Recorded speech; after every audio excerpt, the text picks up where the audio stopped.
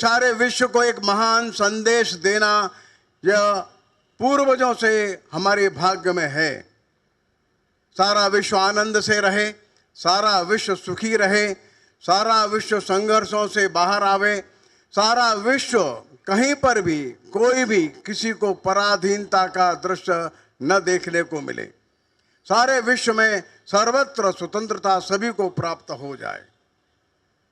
अनेक प्रकार की विविधताएं होंगी, भिन्नताएं होंगी, लेकिन विविधताओं और भिन्नताओं के बावजूद सारा देश एक होकर के हमारा खड़ा हो, सारा विश्व खड़ा हो, और समस्त भिन्नताओं के बावजूद सारा विश्व एक परिवार के रूप में खड़ा हो जाए। यह ईश्वरीय दायित्व हमारे देश के ऊपर है। और स्वतंत्रता के बाद हमारे देश ने बड़ी उन्नति की, तेजी के साथ उन्नति की।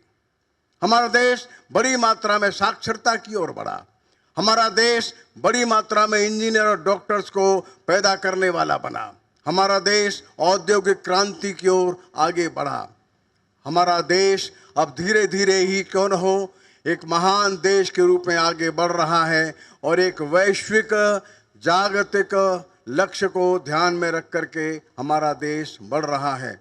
इस स्वतंत्रता दिवस पर मैं सभी देशवासियों को भी यही और शुभकामनाएं देता हूं। सारा देश एकजुट होकर के आगे बढ़े।